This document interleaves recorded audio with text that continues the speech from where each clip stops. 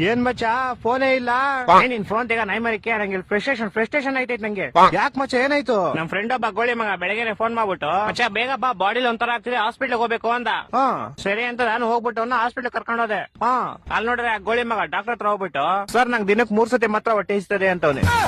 ಯಾವ ಎಲ್ಲ ಆಮೇಲೆ ಅದೀಗ ಡಾಕ್ಟ್ರು ಅದೆಲ್ಲರಿಗೂ ಆಗುತ್ತಪ್ಪ ಅದ್ ಬಿಟ್ಟು ಬೇರೆ ಏನಾದ್ರು ಪ್ರಾಬ್ಲಮ್ ಇದ್ರೆ ಹೇಳು ಅಂದ. ಅದಕ್ಕೆ ಈ ಗೋಳಿ ಮಗ ಸರ್ ನಂಗೆ ಬರೀ ನೈಟ್ ಮಾತ್ರ ನಿದ್ದೆ ಬರುತ್ತೆ ಅಂತವ್ನೆ.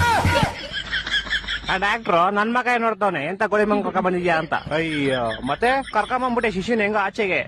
ಆಚೆ ಬಂದ್ಬಿಟ್ಟು ಶಿಶಿ ಹಾಸ್ಪಿಟ್ಲ್ ಎಲ್ಲ ಫುಲ್ ನೋಡ್ಬಿಟ್ಟು ಮಚ್ಚ ಈ ಹಾಸ್ಪಿಟ್ಲ್ ನಂಗೆ ತುಂಬಾ ಸ್ಪೆಷಲ್ ಅಂದ.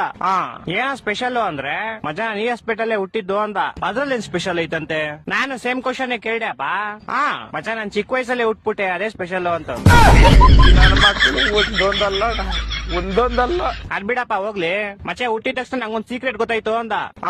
ಏನ್ ಸೀಕ್ರೆಟ್ ಅಂದ್ರೆ ಮಚ್ಚೆ ಹುಟ್ಟಿದ ತಕ್ಷಣ ನೋಡ್ತೀನಿ ನೋಡಿದ್ರೆ ನಮ್ಮಮ್ಮ ಲೇಡೀಸು ನಮ್ಮಪ್ಪ ಜೆಂಟ್ಸು ಅಂತ.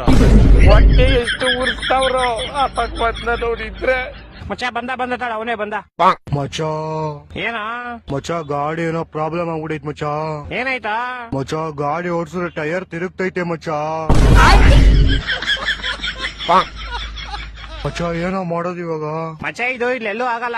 ಏರೋಪ್ಲೇನ್ ಟೈರ್ ರಿಪೇರಿ ಮಾಡ್ತಾ ಗೊತ್ತಾ, ಅಲ್ಲೇ ಹೋಗ್ಬೇಕು. ಅಲ್ಲಿಗೆ ಫೆಬ್ರವರಿ 30ನೇ ತಾರೀಕು ಹೋಗೋಣ ಸರಿನಾ?